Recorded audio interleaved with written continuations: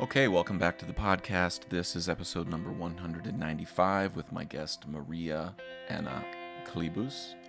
Maria is from Poland, and she studied with Svet Stoyanov down at Miami, Florida, and also went to Yale University for her grad work. And I'd been seeing Maria in various Yale posts, and it was just nice to get to catch up and get to know her as well. She's a power lifter in Poland, in addition to being a percussionist, and has a duo with a good friend of hers called Percussion Infinity, or Infinity Percussion, excuse me. And I hope you enjoyed this podcast. It was nice to get to know someone from scratch who I had never met before, and those are always my favorite ones. So I hope you enjoy this conversation. This is Maria Anna Chlebus. Enjoy. Bye. Let's gavel this to order. Maria Chlebus, am I pronouncing your name correctly? Chlebus is correct. Chlebus. All right. And you're Polish? Is that correct? Yeah, okay. That is correct. Chlebus. All right. And I apologize for spelling your name wrong on the invite. Nice. I'm just messing up all over just as our start here. Well, I really appreciate you doing this with me today, Maria, and for many reasons. One, I know that we have some similarities in our sort of path. I mean, I'm not from Poland, but you did go to Yale, and I've kept track of the folks in the studio there since I left, and I know all of the guys, and so we're kind of always curious about folks who came through the program after us and sort of what your experience was like, and I'd love to chat with you about that. But and I want to know a little bit about your background, but I'm kind of curious, what prompted you to reach out to do this podcast? I know I put a note out on Facebook that was like, I'm tired of comment threads, and I'd like to talk to people face to face. I'm kind of just always curious, what prompted you to reach out? No, I love the idea. And actually, as soon as I saw it, first that popped into my mind was that, I mean, for some reason, we became friends on Facebook because, as you said, our paths were kind of crossing the same way, just not at the same time. And I always saw that we had so many things in common, like obviously playing percussion and studying at Yale, but also lifting weights, and stuff. And I don't know, I just always wished that we had met in person, and it just never happened. And I was just really curious to chat with you and to meet you. So especially now that Zoom calls blew up more than ever, because I know that you've been doing the podcast for a while, but now it's kind of like everybody got used to this way of communication. And I was just thinking, why not? That's a great excuse to chat with you finally. Well, good. I appreciate you doing that, and I'm always shocked at how few people actually do reach out to chat, and then I think they're shy. Well, yeah, and but people aren't shy on comment threads. That's the thing.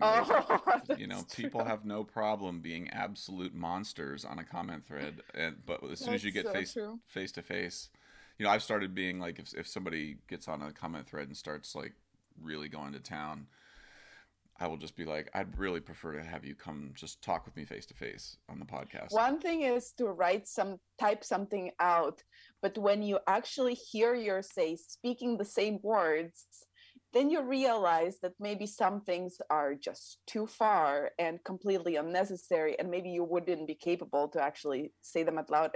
And of course, we're not speaking per se face to face, but I am seeing your face and you are seeing mine, and this is also very different than just typing something out and feeling like you have this veil, separating you from the listener. I feel like I understand the argument around everybody has a voice now, and I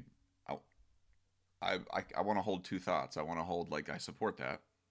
Everybody should have their voice be heard.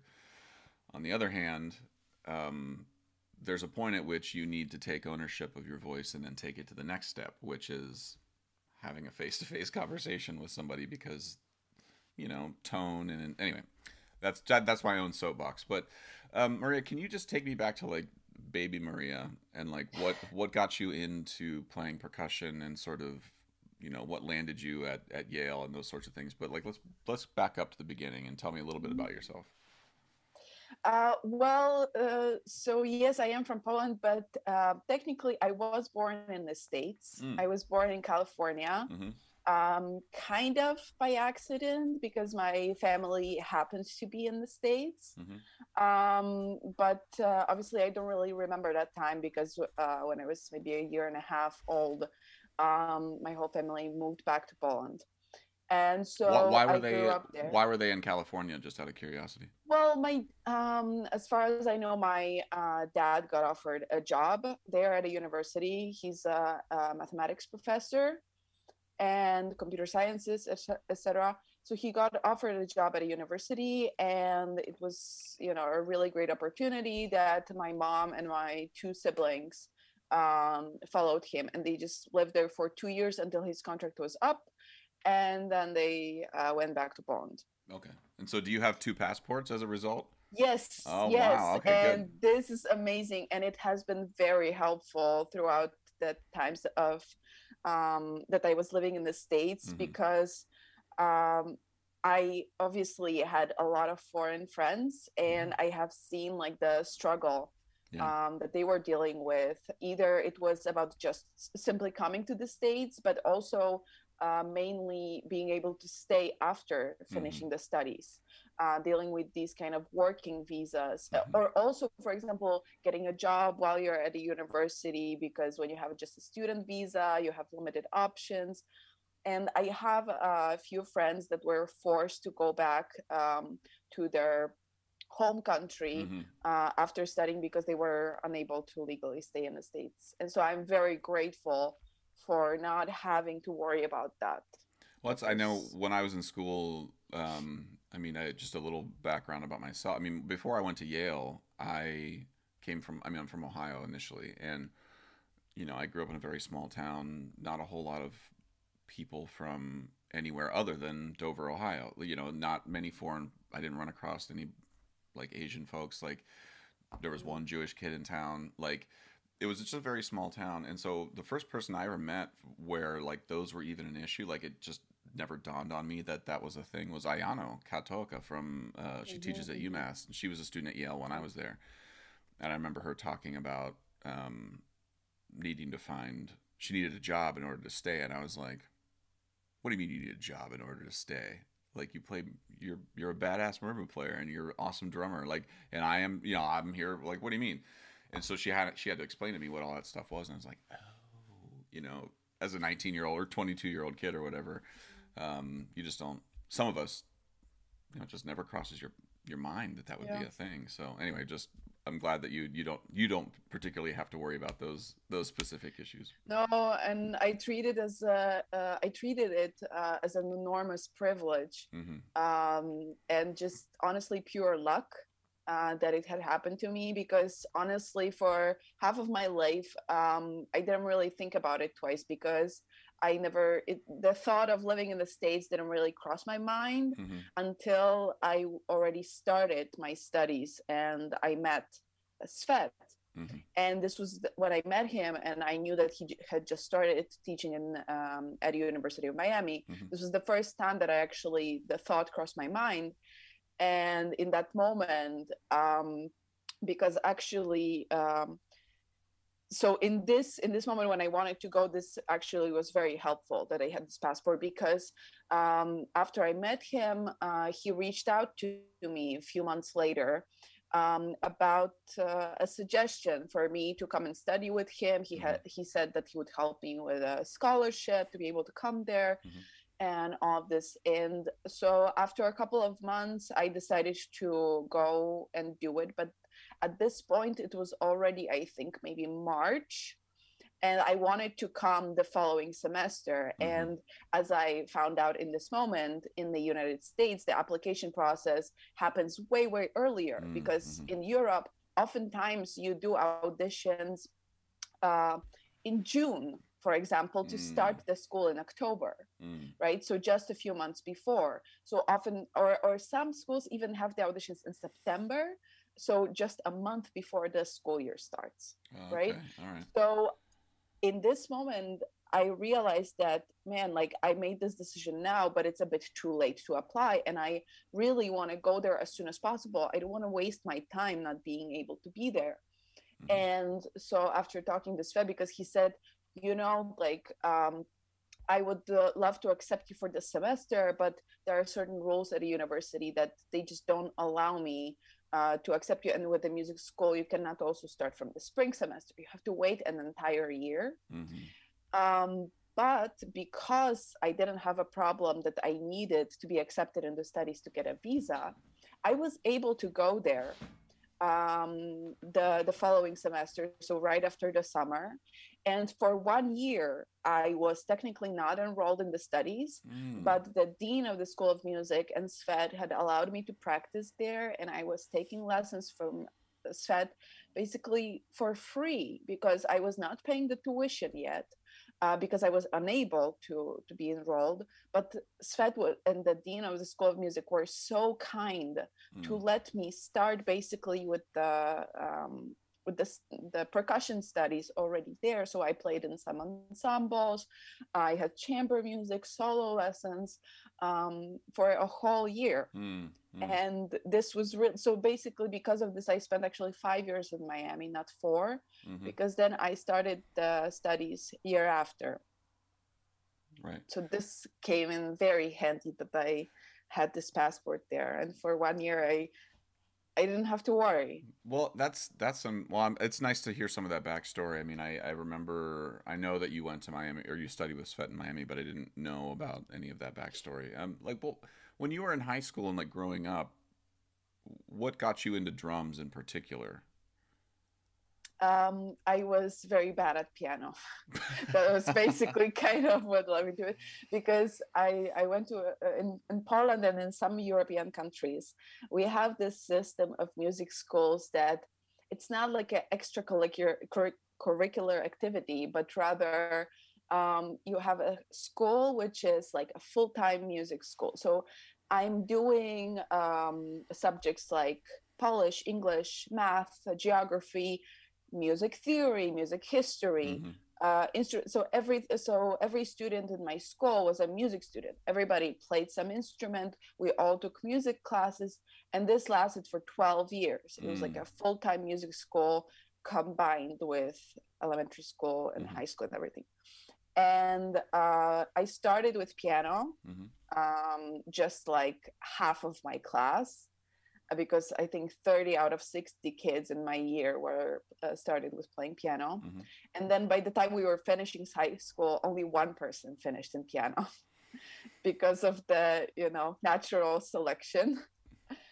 And so after about 4 years, because at the end of each semester, at the Mm-hmm. end of each year, you have an exam. You have to play some stuff on your instrument. You have to show that you're making progress, etc. And so at some point, my teacher and the committee that was checking these exams realized that I'm not making big enough progress. So they suggested to me that maybe I would like to quit the music school and just try Mm. something else, Mm. or maybe I would like to try some other instrument, because they were often suggesting that if a kid was not good enough on cello, they would suggest the bass because they didn't have enough bass students, etc. So I did some research like with other kids who were playing other instruments, and I found, because my piano teacher was quite horrible, she was very brutal, Mm. and I really hated these lessons. Mm. I don't react well on negative Mm. like reinforcement, and she was screaming and like almost beating me all the time. This was this rough Eastern European school. I mean, I don't want to reinforce any stereotypes, but the few times that I've been to Eastern Europe, and to Russia, I've been to Russia twice, been to Poland a few times, Latvia, um, Lithuania. Like there is a there is a different sort of teacher-student relationship sometimes. And again, this is not, I mean, same exists in the United States, the relationship between Bob and his I kind of want to talk to you about that too. Like the it's a unique thing depending on, and relationships between teachers and students in California is different than it is in Ohio, you know, like, but in Eastern Europe, I feel like, but this isn't something that just sort of like Eastern Europeans woke up one day and were like, we're going to be hard on our students. Like, this is like 1,000 years of like cold weather and wars and czars and, you know, German invasion, and like all of this stuff is just like, if I was a teacher in Eastern Europe, I could understand a little tiny bit why you might have that mentality. Now, it doesn't abdicate you of your responsibility not to be an abusive teacher, but the approach is different. And I'm curious, like, was she an outlier? Like, is she somebody who was like just a particularly bad teacher, or she was just a bad example of that culture of teaching? Well, I kind of had a feeling, like, even already as a child, because, you know, I started with her when I was 6 or 7 years old. And I already back then had a feeling like she hates children, like she hates music. Yeah, okay. Like, right. Why would you be so mean and horrible to me if you like didn't hate me? And because I just met her, I just assumed like you must hate old children. You know, like it was really bad. And she was actually not the worst in my school, because there was this one teacher who was actually physically abusive. And she, to this day, she teaches at the school. I think that she's like 2,000 years old already at this point, and she's just as abusive and just as horrible as she was the day I was studying there. She used to, like, if you made a mistake, she would like slap the piano lid on your fingers, you know, just like crush your hands. Well, this is, I mean, I there's that movie Whiplash that came out, and it's, I mean, I feel like there were moments of that where I'm like, yeah, I saw a tiny bit of that, but in the percussion world, I feel like there's just less competition. In the piano world, it's pretty brutal. I mean, you don't get to walk on stage with you know, the New York Phil and miss a note, but I do. You know, I'm allowed to. I'm allowed to get up there and be like, flower pots, steel drums, and metal pipes. Look, and I hit a wrong one, and you didn't even know, and you don't even care because I'm just here going bonk bonk. You know, like. But pianists, like, you're playing Liszt and you're playing Chopin and you're doing these things that, like, you cank a note. Everybody knows, because everybody knows this rep. And it's over. I mean, you've got... Now, here's the problem. Like, I think pianists 300 years ago didn't have those issues. So drummers 200 years from now are not going to have the same luxury that maybe you and I have, where this is so new and there's a lot of... You know, but when somebody has played... I don't know, you know, Vinyao, for example. I mean, you all mean Svet, Bob. Everybody's been in the sort of ground floor of that. 150 years from now, there's going to be a right and a wrong way to play Alejandro Vinyao. And I feel like you all, myself included, we were just sort of like, let's try this, you know, like, yes. and so anyway, I really want to be careful here not to sort of endorse an abusive teacher mentality. But I think in the piano world, it is a slightly different thing than percussion. So I'm kind of glad that you had a bad teacher, because I think it actually, if you had gone on to play piano, like, you and I never would have met. You never would have met Svet, yeah, but you know? But actually her abusiveness led me to choose percussion, because I was doing some research at school and asking, you know, about different instruments, different teachers, and I found out that apparently the percussion teacher is like super nice, you know. And so I went on to meet him, and he was indeed just so nice. Like, he didn't yell at me once. You know? That's amazing how far that goes, you know. And I was like, yeah, I actually have fun doing this, you know. Like, it's not like I hate music, it's just I was so miserable practicing piano because I just associated it with this you know, person that just like hates me. And because I was also taking ballet lessons from when I was very, very young. So at this moment I was kind of thinking, should I go to ballet school? Like, and ballet school is like famous in Poland for being also super rough, you know, like this is... abusive and abusive. And I got to the point that I was thinking like, maybe that's going to be easier than I staying just here. watched a whole. My wife and I watched this documentary on the Balanchine sort of ballet process in New York, and like the Balanchine schools and how they like the sort of grooming from young age to when they get to be, and just like that whole process, and you kind of age out of it, and like this your whole like your toes and like the shoes you have to make, like all of this stuff, and there are just these tiny little people running around obsessed with Mm, Swan Lake and all this stuff, and I'm just mm, it's just again, like I feel like I went through the ringer as a student at Yale, but like not mm. anything close to what these like Yeah. 7-year-old girls are going through. It's just different. It's Yeah. just different kind of pressure. But yeah, I'm glad that I met this teacher and that he was so nice to me because he brought back, this love for music that I had in me since I remember, basically. Because I remember, my sister went to the same music school I did, and she had this physically abusive teacher, and she survived with her 4 years. And when, because I'm much older, when I said that I want to go to the music school, my sister was like, no, don't Mm, do it, mm. you will suffer, this is such a horrible experience, you will not have any childhood. And I was like, no, I want to go, I want to play music. And I was so motivated and into it. And so I'm glad that this percussion teacher was able to bring back the spirit. Because otherwise, yeah, I would end up going like a completely different path, and all of these things wouldn't have happened to me. Well, can I ask you? I mean, as you're talking about intense teachers and the different cultures between, um, Eastern European culture, and then coming to study in the United States.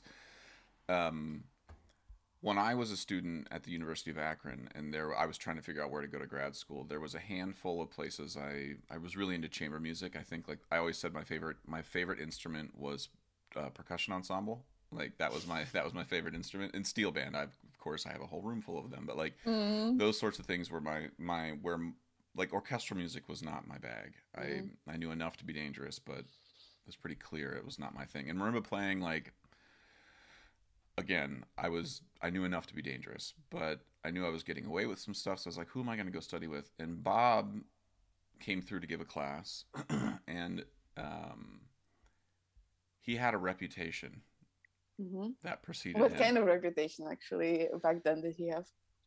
Terrifying. Oh, really?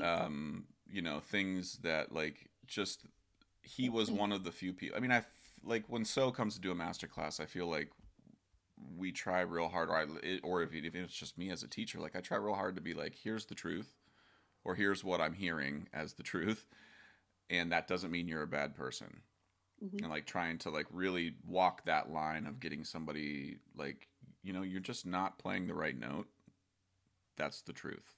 Mm-hmm. And Bob had this, like, he would strike fear in the hearts of people when he would come in the room, and like it was just terrifying. It just felt like every time he left there was blood on the walls. And I think his early, well, because he came from that European Yeah, I wonder mindset. if that affected him like this all these years in Europe. I think it did. I didn't study with him real early on. I mean, I studied with him in 2004 to 6, Mm-hmm. and at that time at Yale he was teaching. He would come once a month. I know that is slightly different now. Yeah, yeah. I mean, now he lives in Connecticut, Right. so he's there all the time. And I think also by the time I went to study with him, you know, it often happens that with age, like these really hard people, they get a bit softer. So I Mm-hmm. think that I got to there at the point that he already softened up a lot. Well, just as you were talking about, like Bob was one of the first people to ever just be like, you sound terrible. Like like you do know. Like I think in one lesson with me, I played Scheherazade or something, and I was like, and I whatever, and I get done, and he's like, okay, no, it was Beethoven one timpani, but Mm-hmm. and I thought I nailed it right, and I get done, and he's Mm-hmm. like, you're never gonna play timpani with an orchestra, Oh, damn. and he's like, that's I've just taught enough timpanists Mm-hmm. to know. And at the time, remember feeling like, you know what, fuck you, bro. Like, Yeah. like, Like I'm here to like you're supposed to teach me regardless. And now Yeah. as a 41-year-old person, I I teach steel bands. You can look at a student who's playing and be like, if you continue on this path, chances are this isn't something you're going to do to make Hmm. money. Yeah. And that can always change, but that was the first time as a teacher, Bob, so anybody ever looked at me and just told me Hmm. like the raw truth. Hmm. and Yeah. and that's not very common in the States as far as Yes. in my experience. So like I'm curious, did you have any what was your experience like studying with Bob? Because you talk about these experiences with teachers who had an abusive, I don't want to imply that Bob was abusive, but Hmm. he can ride you pretty hard. I understand that he was saying things in a harsh way, that it Mhm. was not pleasant to receive this kind of comments, and they were not sugar coated in any Yes, way. yeah, yeah. Well, actually, it's funny how I realized that the states are different, because when I came to Miami, and I have to say that from the beginning with Svet and Mhm. Matthew Strauss, Mhm. I consider myself one of the luckiest people to Mm. study with these two, because they had this, first of all, they, for me, they had this perfect combination of positive reinforcement with a realistic constructive criticism. Mm.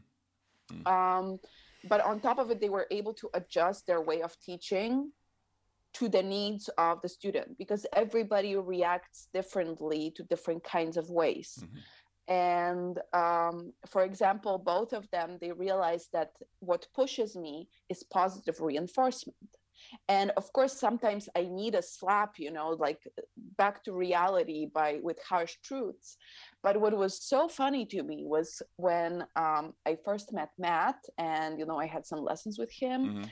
and I thought that, like, wow, no, he's like an honest guy, but he's like also really polite and really funny. And when you do something well, like, he's extremely encouraging. Mhm. And then I would like hear other students say, like, oh my god, Matt is so hardcore, like he's so harsh, like he's brutal, like, ah, like, I don't know, like I just wanted to cry in a lesson with him, like what he said was. And I was thinking, like, wow, like he's just honest, like he's not harsh, like he just tells you how it is, at least in his opinion. Mhm. And he doesn't go out of his way to say something mean, Mm. which I've had a share of teachers that I have seen do that they were just plain mean because, I don't know, they had a bad day and they wanted to take it out on a student. Yeah, yeah. And so I was thinking, like, man, Matt is such a lovable person. And, like, sure, he can be harsh because he's honest. Um, but I never got that feeling that, like, wow, this is like too much. Mm. Mm. And then it was interesting with Bob because he's also like, on one side, he is very American to me in his Mhm. way of teaching, because I think that I got him as a teacher in a very different time Mhm. than Mhm. a lot of you guys. Mhm. So as I said, I think he softened up a bit, because I always had an opinion that, he's very good with words, he's a very eloquent person. Um, and I felt like he is honest, but at the same time, he has a way with words to say something very harsh to you, but says it in a way that you thank him for it. Mm. Like, you Mm. feel good about yourself, even though you understand that he just like criticized you and said something really bad about you. But somehow the way he said it was like, I don't know if this is like criticism or a Mm. compliment, like Mm. maybe Mm. I'll say thank you. I don't know. This is No, my that's impression of well. him. The thing too that I will say, and again, this just goes with getting to know people. Like I didn't really get to know Bob all that well until really as time after I left school, and it's like I get to be, I get to have experience teaching and play concerts, and you Mhm. you learn a little bit of like I remember Bob coming to a rehearsal for Vignale actually, and I'm in grad school, right? And it's one of the movements from a studios, and like Mhm. Bob comes into play, and something came off the rails, and he turned around and looked at me, and I was like, I was playing the hand drum and one of the marimba parts, right? And he just kept turning around and being like, Josh, I need your time to be better here. And I was like, okay, do it again. Josh, buddy, your time's just really funky here. And it turns out that like, and so then Bob leaves the room, and Svet, when we get done, Bob leaves and he goes with Cecile somewhere, and Svet turns around and he's like, we need to make that 3/8 bar a 2/8 bar because that's what Bob's doing. And I was like, oh, okay, all right. He's just cutting off an eighth note. That's why he feels like my time is bad. And so we all just agreed to do that. And then the next rehearsal, I think Bob comes in and he happens to have like by that point in the week later learned it right. And so then Svet was just like back to the original, and we're like, okay, cool. And like, and I remember being really disappointed in Bob in that moment and feeling like, wait a minute. He is a human being. He makes mistakes. What's up with that? Well, but here's the thing. He carries himself sometimes with this confidence that you know. And so my expectations of him, and now as a teacher, I run steel bands, and I'm in there, I coach a steel band in Trinidad of 140 players. I'm just like, come on. And then they're just like, can you show us how to play this part? And I'm like, sure. Oops. Like, there's a point at which your sort of bravado, you get out ahead of your skis. And I remember that moment being very disappointed in Bob, but then realizing like, oh yeah, this is what it's like to premiere music. Like Bob got this music last week. It's like, and I now have been in that experience. It's like, oh yeah, I know what it's like to play in the style of a piece for the premiere because you just, you dropped a few bars, or whatever. Anyway, and Bob's from Texas. Yeah. So that should tell you a lot of what you need to know about Bob and his, like, the moment I saw Bob, one of my other moments as a TA with Bob that was like very humbling and revealing was I did a lesson with him. We used to have our lessons at 6 a.m. because I liked to get up, not like I do. I don't like to do that now, but we did the lesson. Then Cecile came and we were talking, and then she left. And as soon as she left the room, Bob turns to me and he's like, I need you to go to Naples. I need you to get me a bag of French fries and cover it with mayonnaise. And I was like, what? And he's like, and do not tell Cecile. And he's like, he said, I need to see the bag greasy. And I was like, okay. And so I went to Naples and brought it back, and he just was like, like just ate an entire bag of mayonnaise fries. I was like, oh, yes, Takamitsu's important. Yes, Vignale. Yes, James Wood, but also mayonnaise on French fries. And I was like, all right. He's sometimes such a crazy juxtaposition of this, like, because when you first meet him, like, you really treat him, as you said, as this, because he's a living legend, I mean, he created half of the rap for marimba and percussion, like, all you hear are just these stories, of incredible things that he have accomplished. And on top of it, you meet him and he's so knowledgeable and eloquent and all of this stuff.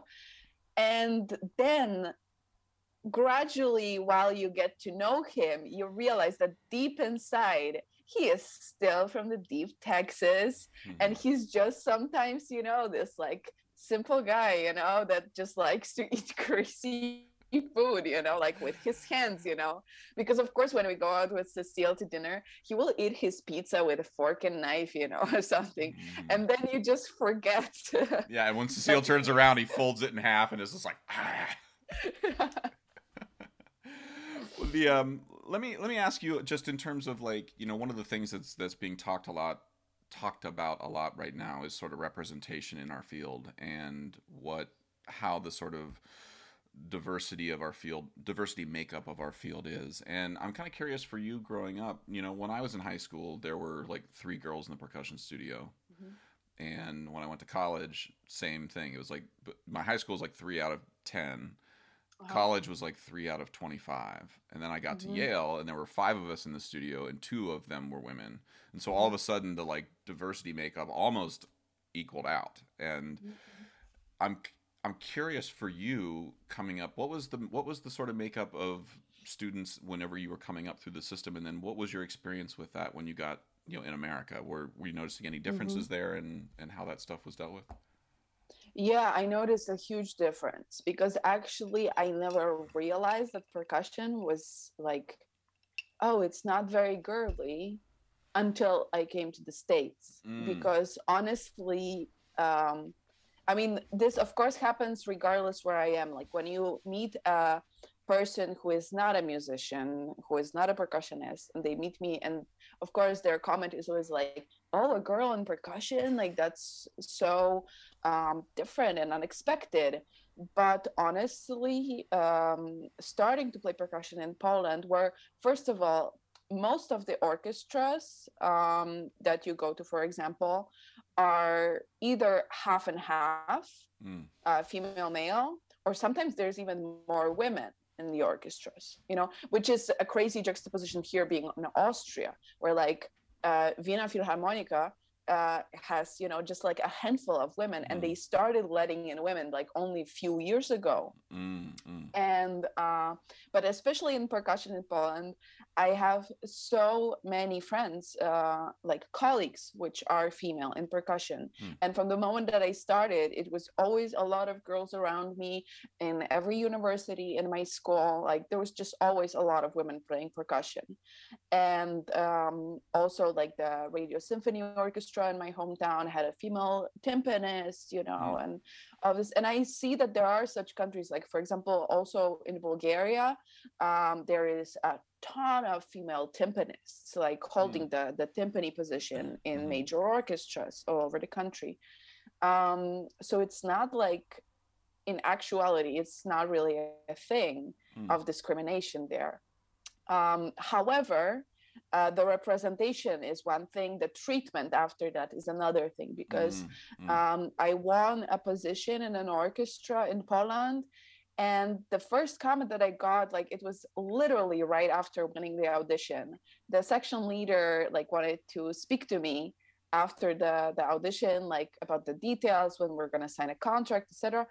And he told me, even though in the last round I literally played excerpts on every instrument, including cymbals and stuff, he then came on to me and he said, but now you have the solo percussion position here, you're gonna have to play things like cymbals. I'm like, yeah, but cymbals are really heavy, so maybe start practicing. Like, man, I literally just played Tchaikovsky 4 in the final round, like, And you were like, seriously? have you not seen my Instagram page? Like I can deadlift more than Also, more than you can probably. also, and then one of my first gigs with them, we were playing some concerts and we received the music, and we were discussing the assignment of the parts, and some guy, he was a substitute, and we were playing some marches or something like this, and I wanted to play the cymbals, and he said like, oh no, Maria, let the guy play this part, this is a lot of cymbal playing. And I look at this guy and he's skinny as a twig, like I could literally just like pick him up, and throw him on the ground. And he's telling me that I'm not strong enough to play cymbals. Like, and I am the hired solo percussionist there, Mm-hmm. and he's a substitute. And I'm like, why is this world upside down? There's just like so many no-nos there, Mm-hmm. like Mm-hmm. just so inappropriate from every perspective there is.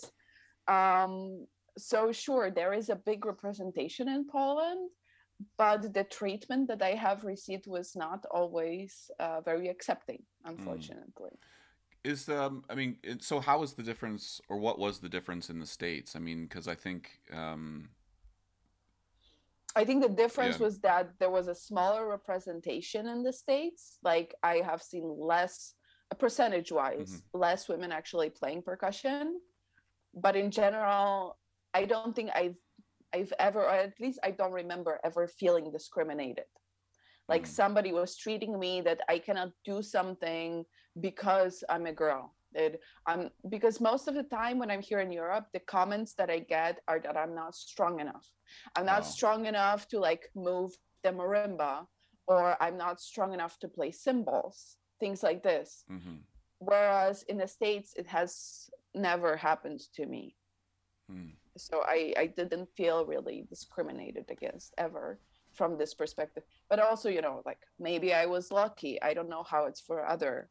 females in percussion. Well, I think I mean everybody has a different experience, and I don't think you should, you know, you can't speak for anybody else's experience other than your own. And for me, again, in my experience, I'm listen, I'm a man. Like there's all the assumptions that come with that in terms of how I sort of am able to walk through society and not, I don't get catcalled when I walk outside. I am a, I mean, I listened to a podcast last year. This comedian Eliza Schlesinger from California, and she was talking with another. The co-host was a man, and he was just like, what don't I get? Like, what am I missing about? Sorry, I lost you for a second. Oh, he's just like, what don't I understand about the relationship? This was like around when the Me Too era things sort of really took hold and was happening here in the States, and she was just like, you can beat me up. Like, you're always bigger than me. Like, there's always this, like, there is this natural or this sort of built-in sort of difference that you just don't ever have to think about. And it's like, yeah, that's true. Like, I'm never worried about those sorts of things. And so when I hear people tell stories in the States about, you know, harassment or whatever, I'm always trying to be like, what are the things I don't naturally have to think about? And because at a place like Yale, you know, I'm curious how your experiences were different at Yale from Miami, because at Yale, the thing I noticed was that it was so small. The studio was so small that, like, there just wasn't any room for misogyny or sexism or, you know, if we told Ayano that she couldn't play crash cymbals because she was too tiny, that meant that one of us had to, and we were playing in 35 other ensembles. Like, that wasn't, or if we needed timpani moved, it's like, sorry, Gwen, like, grab the lugs, because we got to take these things up these rickety ass stairs to get them over to Henry Hall, you know, or over to Sprague. Like, so there's a part of me that just is like, if every percussion studio could only be limited to 6 people and it had to be half and half, I think we as a species would learn a hell of a lot about each other, and, you know, we might get along a little bit better with each other. I honestly don't think that it's about the size. I think that it's about the teacher setting a certain example. Because I see this, you know, I've studied in 4 different universities, actually. Because I did 1 year in Poland, then I moved to Miami, where I did my bachelor. Then I started my master at Yale, but I finished it actually in Austria.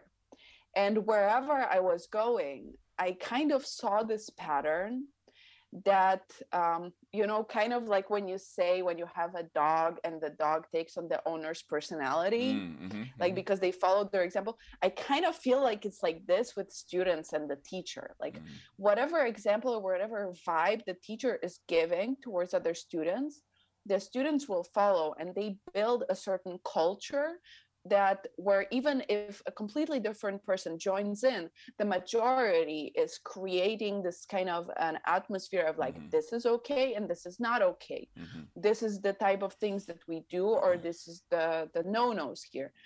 And I think that because both in Miami there was a much bigger studio, but I also felt like everybody was very respectful of each other, and everyone, you know, you never had this kind of treatment like, oh, you're worse than me, you know, because everybody knew that, like, we worked our asses off to, like, be where we are, and we all deserve to be here, and we have mutual respect for each other regardless of our nationality, sexuality, gender, color of our skin, whatever there is, you know, like, because I think that both Svet and Matt, and later on Bob, were just so respectful of everybody, also of their students. Like, especially with Svet and Matt, I always felt like they were treating me really like a grown-up and not just as a student.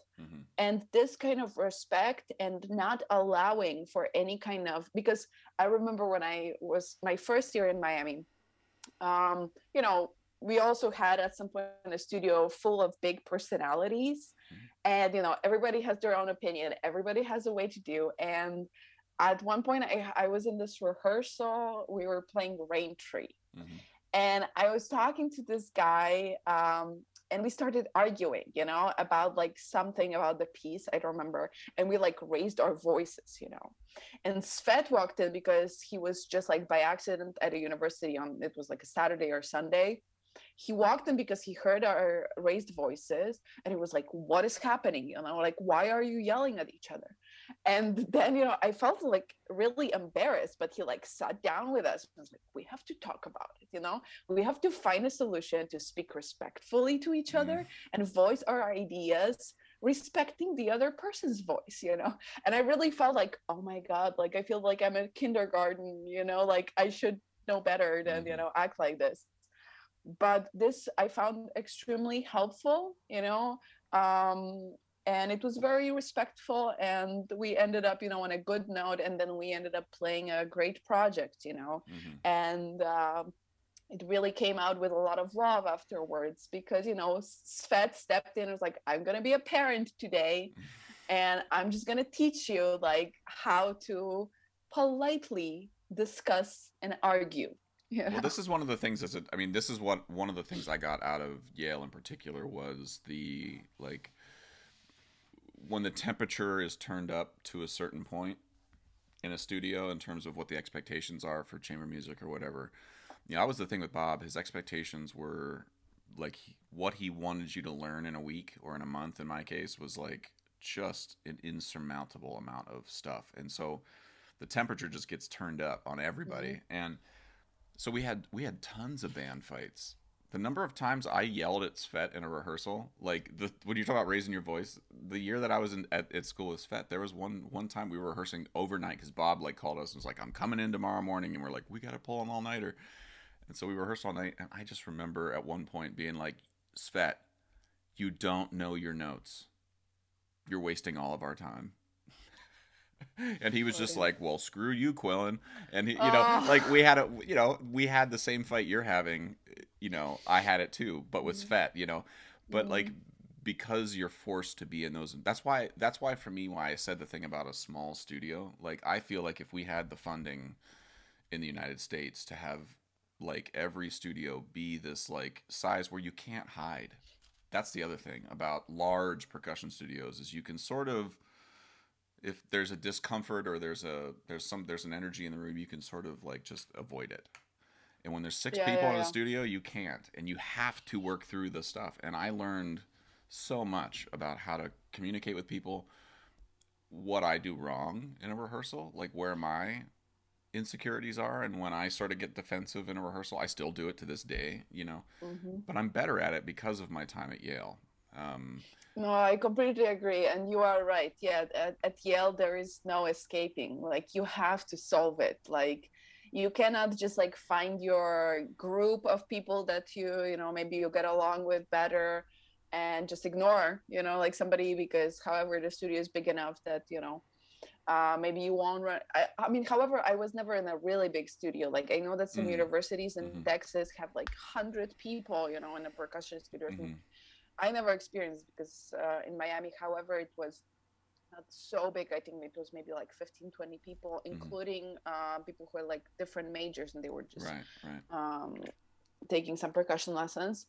Um, but still, yeah, that's true. But yeah, this is also why I really wanted from the very beginning to go to Yale, because I was so in love in Svet's teaching style, Mm-hmm, and that I really wanted to meet the person that made him this way, kind mm-hmm, of like made him, quote unquote, where he got this inspiration to mm-hmm, be this way. mm-hmm. And I felt like I want to meet my grand mentor, my granddad teacher, like get it directly from the source. Right, right. And it was just so clear for me at this moment, like, now I understand. Mm-hmm, Um, why he decided to do certain things a certain way.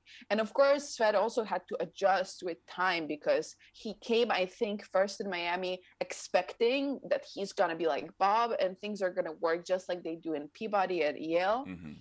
But of course, University of Miami was a bit different, because it is a giant university, Yeah. which the music school is just, like a tiny bit of it. And everybody has so much other things on their plate.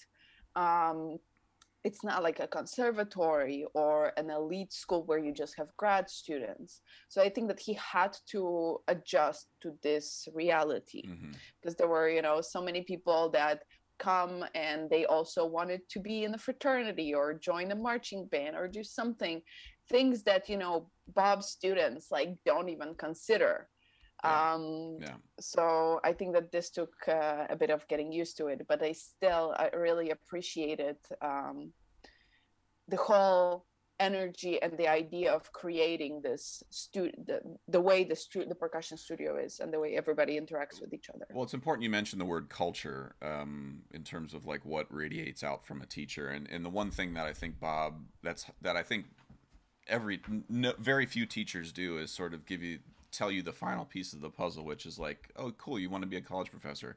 You think you want to do it like I'm doing it. You do understand it took me 16 years to get it to this point. So like your first year, give yourself at least 5 years before you even have a glimmer of like what you actually want to do with this. And I think I say that in jest a little bit, but like now I think Svet and Matt can look at their program in Florida and be like, okay, this looks like ours now. This has Yes, a yes. little bit more of a like it moves like they want it to move a little bit easier now. Mhm. And I think, for what's anyway, just on the gender thing, the thing for me too that I spent my entire graduate studies being compared to two of the best female percussionists in the world. Ayano What and do you mean compared to? meaning like there were so many timpani classes, Maria, where I had to sit next to Gwen. Do you know Gwen? Yeah, of Yeah, course. yeah. Where Bob would be like, "Okay, everybody, turn your backs," and he'd be like, "All right, let's hear option A," and it'd be me, and I'd be like, "Booga digga digga digga digga digga digga digga digga dum digga dum digga dum digga digga digga digga," and they'd be like, I "Option B," see. and then Gwen would play, and everybody'd be like, "Gwen." So for two Oh, years, and damn. then I would be like across from Ayano on sextet playing vibraphone or something, and then Bob would be like, Josh, I just need you to have a couple 1 hour sessions with Ayano. And I'm like, I didn't come here to study with Ayano, but I guess I should because she clearly is better than me at almost everything. And I think the only thing I'm better than her at is being a dorky white guy from Ohio. Like that's about all I have on her. And so like the two most intimidating figures for me as a student growing up were Ayano and Gwen. So like I see. anyway, I for what that's worth. Well, Maria, let me ask you. You are a power lifter as well. Well, unfortunately, not this year because we're going on already, I don't know how many months of closed gyms here. And yeah, I got into the lockdown almost exactly 1 year ago Mm-hmm. in probably the best shape I have ever been. I was lifting heaviest I have ever lifted. And then just suddenly, because at home I don't have enough space or equipment Mm. to continue this. I have some bands, like some elastic things and whatever, um but nothing to compare to lifting heavy weights. And I feel like I probably lost 10 kilos of just muscles, like during this lockdown. But yeah. What's your deadlift?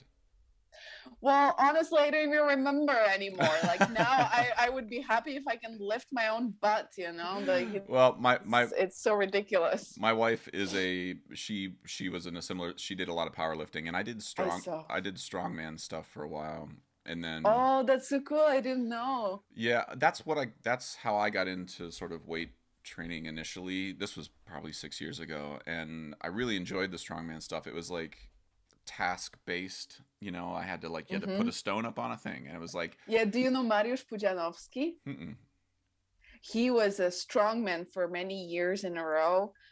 He's a Polish Okay, strongman, all right. but Again, Polish lifter, and he's an inspiration. I gotta say again, just I don't want to paint with too broad of a cultural brush here, but like Eastern Europeans and the Nordic people have the strongman world sort of cornered. Like there's there Yeah.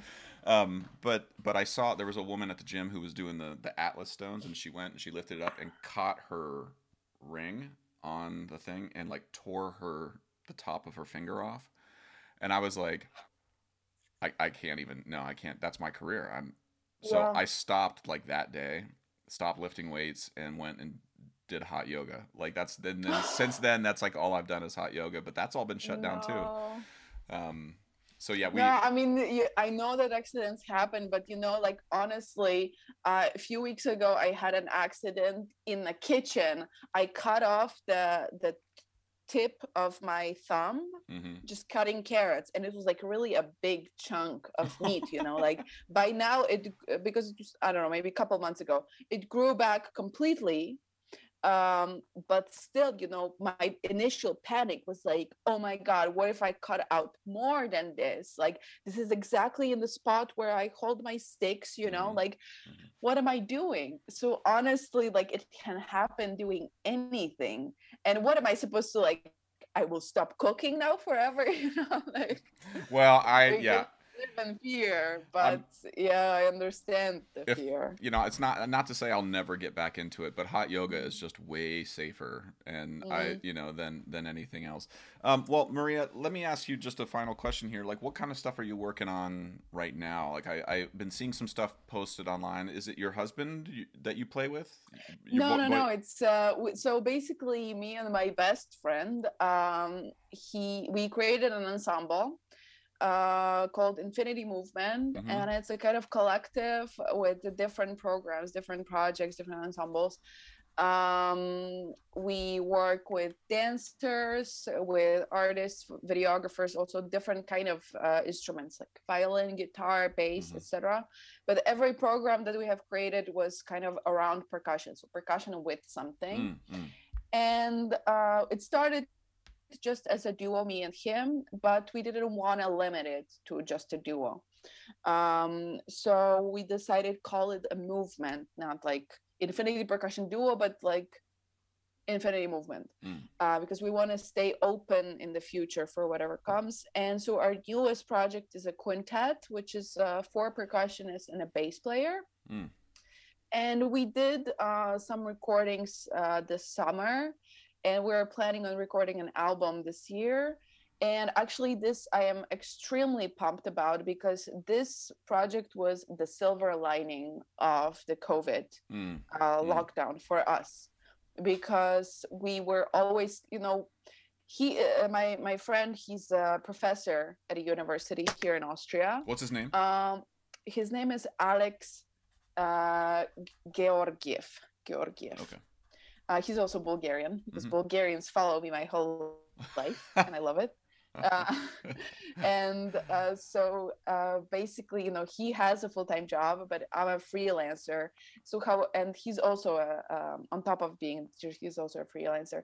So, when we talk about doing a project of our own, it kind of always falls a bit behind, like we say, like, oh, we'll do it when we have time. Right. And then you kind of never do have time. Right. Until 1 year ago, we were forced to have time for everything in the world. So we said, like, okay, no more excuses. We make a plan, and we make deadlines for ourselves that by the end of this week, by the end of this month, we get this and this done, right? So we started with creating about a 2-hour program worth of, well, let's say hour 40 minutes worth of music for this quintet. And this was mostly arrangements of music such as, I don't know, jazz, bluegrass, such as Avishai Cohen, or but also, for example, we did a lot of stuff from Andy Akiho that we arranged for this group. And but after we did this, we were like, okay, this project has a huge potential, but honestly, we don't want to be a cover band. So let's do something about it. So we called up a friend of ours who's a drummer, but also a phenomenal composer. And we commissioned a work from him for our album. But also both me and Alex, we sat down and we said, like, okay, we're going to start composing music. And we will somehow learn it in a way. And we discovered that, like, man, we can do it. Like, we have it in us. Like, I never tried writing music before, but now I was so motivated, like, this project has a huge potential, but I don't want to be a cover band, I want us to create something new. And I discovered that, like, man, I can really write music, something which I'm really happy with and proud of. and I think it's going to sound great. So we are really looking forward to finish all of the music and get it down on an album. That's awesome. So this is the priority now, other than of course doing some other people's projects. And we also a couple of years ago, we also with Alex, we started a company which makes mallets. Oh, okay. And we first focused on making marimba mallets because we were both always quite unhappy with what's available on the market. Mm-hmm. So we decided to take this opportunity to make something which makes us happy.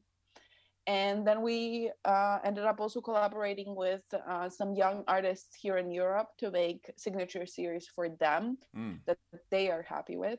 And we ended up making really killer vibraphone and marimba mallets, which I'm extremely proud of. And it is a small company because everything we do is handmade. Mm-hmm. We don't have anything in stock. Everything is always customized because everybody has something else they want. Like, oh, can it be a little heavier or a little longer or a bit like in between these models or something. And this is the thing that we can offer. What's the name of the company? It's called Infinity Percussion. Okay. So Infinity Movement was like the first artist of Infinity Percussion. Got it. Okay. And yeah, it's the same team. And yeah, I'm really happy with it. I play basically exclusively their mallet, like our mallets now for marimba and the vibraphone and setup, because it's just another animal to be able to create something with the image of like, this is the sound that I'm looking for, and I'm gonna make a mallet that makes this sound. Well, it's interesting. I mean, I'm glad that you sort of laid out some of the things that came up, sort of like the pandemic allowed you to do, rather than thinking of the pandemic restricting. Like the pandemic has not allowed you to lift weights, but it has allowed you to do these other things. And like, had the pandemic never happened, maybe you would never have written music. You know, like there's little things that, like, I'm trying to do this for myself too. Like I feel like the only thing I've done in the pandemic was podcasts. But like, actually, when you look back, it's like, oh, actually, okay. Like, it doesn't feel like progress when you're doing it, but it's only after you look back and you see all of the paths that you've sort of gone down that you had to sort of retreat and then start a new one, and you know, all those things. But well, Maria, this has been really fun to chat with you, and I appreciate you putting up with my sort of rocky start to the beginning of the podcast. No, I'm so excited to talk to you, and you are a great interviewer and a podcaster. Well, I feel very welcome. Well, I appreciate your time here, Maria, and my policy is that the door is always open. So when Infinity Movement, or if the percussion mallet, like if there's something you have that you want to talk about because it's a new project or something has come out, don't hesitate to reach out. We'll book a time, and maybe the next one we'll meet at least noon my time, and then the next one, the third one, we can meet back again at 8 a.m. We'll switch back and forth so that, you know. No worries. Especially that for me it's a Saturday and I have a day off, so for me it's no problem at any time. Excellent. All right, well, I hope to chat with you again soon, Maria. Thank you so much for your time. I really appreciate it, and please stay safe and healthy. And if you can give So Percussion an excuse to come to Poland, some of my favorite vodka is from Poland, and I know, because I remember one time you messaged me asking like, yes, what vodka to buy and what pierogi, where to get pierogi. And I'm not Polish and I don't have any Polish roots, but I feel like if I could die, I think you have something. If I could die eating pierogies and taking some of that vodka, I think I'd be a happy man. I think that you have some great grandma there, or something like this. There's a babushka somewhere in my lineage somewhere. But yes. All right, Maria, take care, stay healthy, and I hope to see you in person at some point in the near future. Thanks, you too, and thanks so much for chatting with me and having me on here. You're quite welcome. All righty, take it easy. Ciao, bye-bye. Bye-bye. Okay, I hope you enjoyed that conversation. This podcast is brought to you by Liquid Drum, liquiddrum.com down in Waco, Texas. My good friend Todd Meehan runs an amazing percussion company down there. Great merch, great content. Check him out, liquiddrum.com. Also, Kyle Dunleavy, DunleavyPans.com, DUNLEAVY pans.com. Kyle Dunleavy makes and builds all the steel drums that I perform and teach on, in percussion, as well as at NYU and Princeton. He's an amazing tuner, builder, just a really nice guy, very dependable. Check him out.